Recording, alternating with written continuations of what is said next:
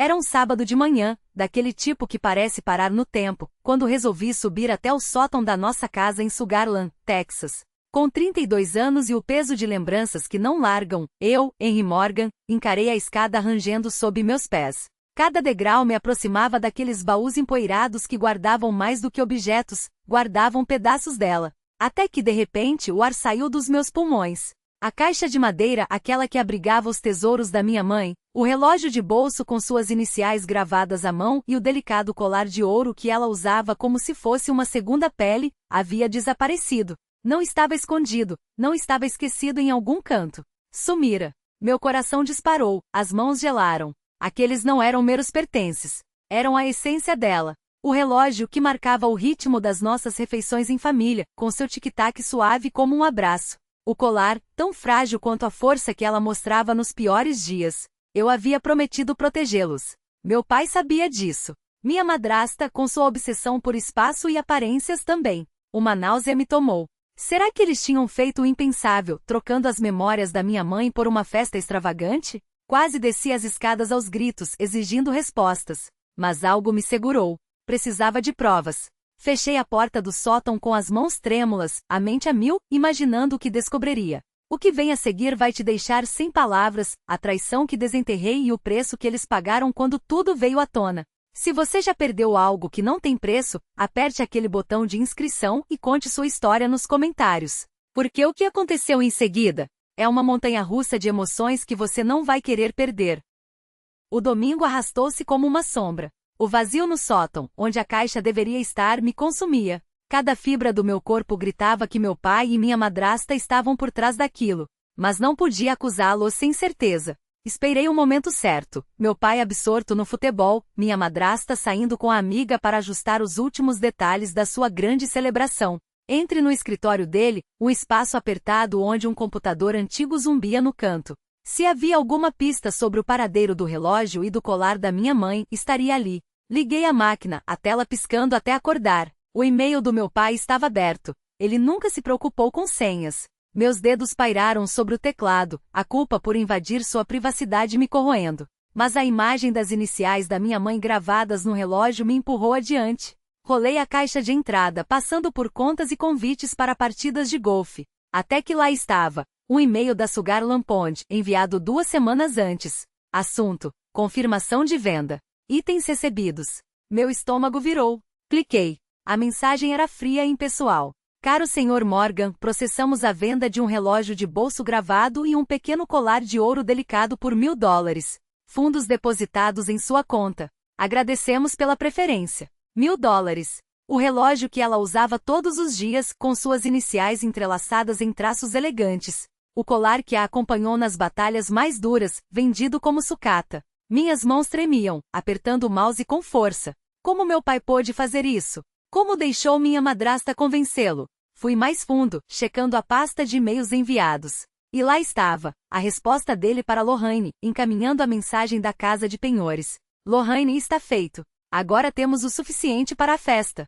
Melhor não contar ao Henry. A raiva ferveu em mim. Planejaram tudo pelas minhas costas, sabendo o valor que aqueles objetos tinham.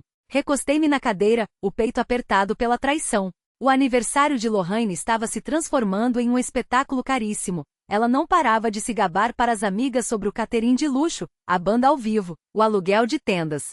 Tudo para quê? Para impressionar os vizinhos. E o preço? A memória da minha mãe dilacerada por um capricho. Lembrei-me dela ao telefone, a voz transbordando empolgação. É meu cinquentão, vai ser inesquecível. Aluguei até um palco. Inesquecível, sim. Pelo menos para mim. Aqueles objetos não eram apenas coisas. Eram ela. E meu pai os trocou por confetes e champanhe. A decepção doía mais que a fúria. Meu pai chorava ao falar da minha mãe. Como pôde fazer isso? Lorraine, eu até entendia, sempre valorizou mais as aparências do que a família. Mas ele? Isso cortava fundo. Desliguei o computador, a tela escurecendo como meu plano estava traçado. No dia seguinte, iria até a casa de penhores. Precisava segurar aqueles objetos nas mãos, confirmar que não era um pesadelo. As memórias da minha mãe invadiam minha mente. O relógio sempre presente nas nossas ceias, seu tic-tac como uma canção de ninar. O colar, herança da avó, que ela usava perto do coração mesmo quando a doença a consumia. Não eram joias. Eram pedaços dela. E meu pai permitiu que Lorraine os trocasse por uma noite de fingimento. A frustração me sufocava. Fechei os punhos, sentindo o peso da traição se instalando. Não era só sobre um relógio ou um colar. Era sobre confiança. E eles a quebraram em milhares de pedaços. Na manhã de segunda, dirigi até a casa de penhores no centro de Sugarland com as mãos coladas ao volante. O e-mail da noite anterior queimava na minha memória. Precisava ver com meus próprios olhos os objetos da minha mãe, vendidos como se não valessem nada. As ruas tranquilas, com seus gramados impecáveis e carvalhos centenários, pareciam me asfixiar. Aquele subúrbio de sorrisos e bicicletas infantis não combinava com segredos tão sujos. Mas a casa de penhores, um prédio de tijolos espremido entre uma lanchonete e uma lavanderia, era um lembrete cruel de que até nos lugares mais inocentes a ganância encontra espaço. Empurrei a porta, um sino tocando acima da minha cabeça. O dono, um homem na casa dos 40 com uma gorra desbotada dos astros, levantou os olhos do balcão. Bom dia, disse, a voz áspera mas sem hostilidade. Como posso ajudar? Respirei fundo, tentando me acalmar. Estou aqui por uns itens vendidos há algumas semanas. Um relógio de bolso gravado e um colar de ouro delicado. Seus olhos se estreitaram, como se pressentisse uma tempestade. Philip Grant apresentou-se, estendendo a mão. Vou dar uma olhada nos registros. Folheou um livro de anotações, os dedos ágeis. Aqui está. Vendido por um Sr. Morgan. Um homem mais velho veio com uma mulher. Disseram que precisavam de dinheiro rápido para um evento. Meu estômago embrulhou. Não havia dúvida, era meu pai. E a mulher só poderia ser Lorraine. Que evento? Perguntei, a voz tensão pura. Philip deu de ombros, olhando para a tela do computador. Ela estava empolgada, falando de uma festa de aniversário chique. Queria fazer algo grandioso. Engoli em seco, imaginando Lorraine tagarelando sobre seu baile dos 50, os planos extravagantes que não parava de anunciar. Posso vê-los? Pedi. Ele assentiu, desaparecendo nos fundos da loja. Quando voltou, trazia uma bandeja de plástico. Lá estavam. O relógio da minha mãe, sua superfície prateada refletindo a luz fria do estabelecimento, as iniciais dela dançando em curvas elegantes. Ao lado, o colar de ouro, a corrente brilhando suavemente, o pingente ainda quente com a presença dela. Minha garganta fechou. Eles não eram coisas. Eram o eco da risada da minha mãe enquanto ela me ensinava a amassar a massa do biscoito na nossa cozinha amarela, o cheiro de baunilha misturado ao perfume dela. Eram as noites em que ela se sentava na beira da minha cama, o relógio brilhando fraco sob a luz do abajur, enquanto me contava histórias para adormecer, mesmo quando a exaustão já marcava seu rosto. Eram as lágrimas que ela enxugava rápido, quando achava que eu não estava olhando, o pingente do colar apertado em sua mão como um talismã contra o medo. E eles os trocaram por nada. Por um salão alugado, por pratos de porcelana que ninguém lembrava no dia seguinte, por uma festa que duraria algumas horas, enquanto a memória dela deveria durar sempre. Lorraine engoliu em seco, os dedos torcendo o pano de prato como se pudesse espremer dele uma desculpa que valesse algo. Eu não pensei, não imaginei que fosse tão importante assim. Não imaginou? Minha voz saiu baixa, cortante. Você não imaginou que o relógio que ela usou até o último dia, que o colar que ela recusou tirar mesmo quando os médicos disseram que poderia machucar a pele dela, que isso fosse importante? Apertei os punhos, sentindo as unhas cravarem nas palmas. Você não imaginou, ou simplesmente não ligou? Ela recuou como se eu tivesse levantado a mão. Henry, por favor, podemos consertar isso. Eu comprarei de volta. Dou qualquer valor. Comprar de volta? Uma risada amarga escapou. Você acha que é sobre dinheiro? Abri a caixa sobre a mesa, o metal frio do relógio batendo contra a madeira. Olhe para eles. Toque. Eles não são seus para comprar, Lorraine. Nunca foram. Fechei os olhos por um segundo, respirando fundo. Você não entende. Isso aqui, toquei o vidro do relógio, onde uma risca quase imperceptível marcava o tempo. É a vez que ela deixou cair no chão quando descobriu que a quimioterapia não estava funcionando. Deslizei o dedo pela corrente do colar. E isso? É onde ela segurou com força demais, na última vez que a abracei, como se pudesse me levar junto. O silêncio entre nós era denso, carregado com tudo o que não havia sido dito em anos. Lorraine olhou para a caixa, depois para mim, os olhos úmidos. Mas não de remorso, não do jeito que importava. Eram lágrimas de uma mulher que via seu mundo desmoronar, não pela perda que causará, mas pela vergonha que agora a perseguia. Você destruiu a única coisa que me restava dela, falei pegando a caixa e guardando-a contra o peito. E não ateia pare, não há desculpa bonitinha que consiga consertar isso. Ela abriu a boca, mas não saiu som.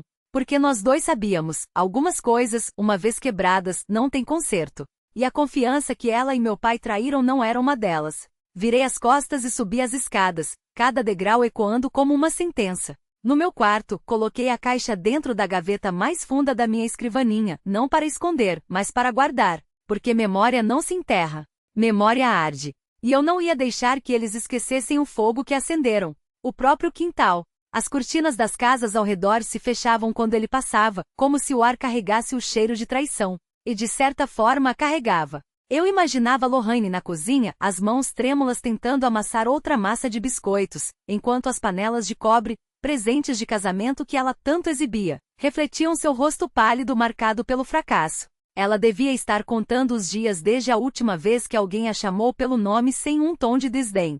E meu pai?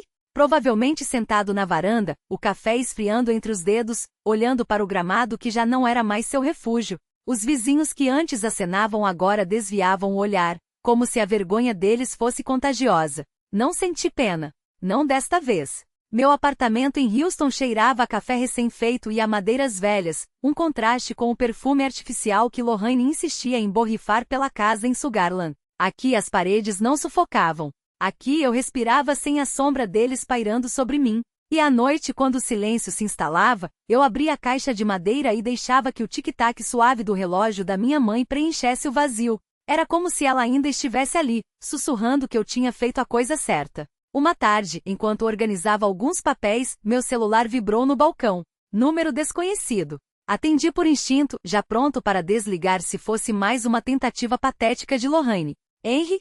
A voz do outro lado estava rouca, quebrada. Não era ela. Era do meu pai.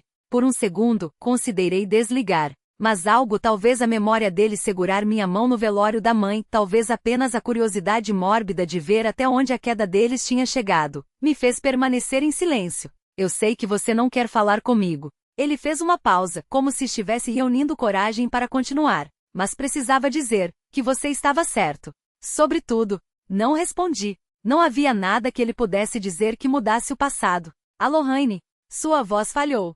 Ela não é mais a mesma. As pessoas aqui, elas não esquecem. Nem eu. Isso não é problema meu. Minhas palavras saíram frias, precisas. Eu sei. Outra pausa. Só queria que soubesse, que eu entendo. Por que você foi embora? Por que você não volta? O silêncio entre nós era denso, carregado com tudo que não precisava ser dito. Ele não pediu perdão. Não implorou. Só reconheceu finalmente o peso do que tinha feito. Cuide-se, filho. E desligou. Olhei para o celular, depois para a caixa sobre a mesa. Não havia triunfo naquela ligação. Não havia alívio. Só a confirmação de que algumas escolhas deixam marcas permanentes, neles, em mim, na memória daqueles que amamos. Fechei os olhos e respirei fundo. Sugarland podia ter se virado contra eles. Os vizinhos podiam sussurrar, julgar, excluir. Mas nenhuma punição seria tão cruel quanto a que eles já carregavam. A certeza de que, no fim, tinham perdido muito mais do que um relógio e uma corrente. Tinham perdido a única coisa que não se compra, não se conserta e não se recupera com desculpas vazias. A lealdade. E enquanto o sol se punha sobre Houston, pintando o céu de laranja e roxo, soube que pela primeira vez em muito tempo, estava exatamente onde deveria estar. Sozinho, sim, mas inteiro. E isso para mim valia mais do que qualquer desculpa, qualquer chá da tarde, qualquer tentativa tardia de consertar o que nunca mais seria o mesmo. Aquela casa que já fora um lar, agora não passava de um esqueleto de memórias traídas. As fofocas de Norma haviam transformado nosso círculo social em um deserto de olhares desviados e portas fechadas. Até que uma noite o celular vibrou na mesa. Era uma mensagem de Esther, amiga de Lorraine. Ela está destruída.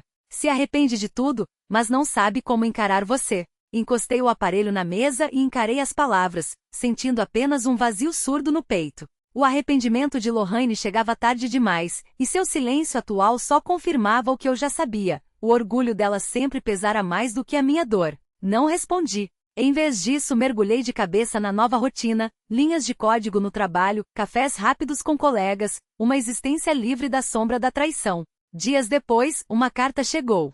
O envelope tremia em minhas mãos ao reconhecer a letra trêmula de meu pai. Henry Lia-se, falei com você e com sua mãe. Deixei que os planos de Lorraine nublassem meu julgamento. Lamento e sempre lamentarei. Se um dia quiser conversar, estarei aqui. Reli as palavras 2 vezes, a garganta apertada. Uma parte de mim queria acreditar, queria resgatar a imagem do pai que me carregava nos ombros, rindo sob o sol de Texas. Mas a confiança, aquela coisa frágil e preciosa, havia se esvaído no dia em que ele escolheu uma festa em vez da herança da minha mãe. Dobrei a carta sem responder e a guardei na gaveta. Não estava pronto para perdoar. Talvez nunca estivesse. Sentado no meu apartamento com as luzes da cidade piscando além da janela, reflete sobre o que os pertences da minha mãe realmente significavam. Seu relógio não era apenas engrenagens e vidro, era a força dela marcando cada segundo das batalhas que enfrentou. A delicada corrente de ouro não era mero metal, era o calor do seu abraço me guiando quando eu me perdia. Eu havia lutado para mantê-los, e essa luta me custará a família. Mas também me ensinou uma lição viva: proteger o que importa vale mais do que qualquer conforto passageiro. Viveria por essa verdade, custasse o que custasse. Sugarland, com sua teia de confiança entrelaçada, não perdoava tão facilmente. As ações deles ecoaram além dos muros da nossa casa, transformando vizinhos em estranhos. A comunidade que antes se reunia em jantares e risadas agora os julgava em sussurros, com olhares que gelavam ao cruzá-los. A ambição deles teve um preço, e pagavam por ele todos os dias. Não precisei testemunhar para saber que era justiça. Esta não é apenas a minha história. É um lembrete. As memórias que nos definem não são meros objetos, mas amor, sacrifício e história viva. Traí-las por um momento de glória custou a meu pai e a Lorraine o lugar que tanto valorizavam. Para quem ouve, que fique a lição. Honre as heranças daqueles que ama. Escolhas egoístas deixam cicatrizes que o tempo não apaga. Se cheguei até aqui com você, agradeço. Que estas palavras ecoem além da tela. Compartilhe suas reflexões se quiser. E se histórias como esta ressoam em você, considere se juntar a mim nesta jornada, porque algumas verdades são feitas para serem lembradas.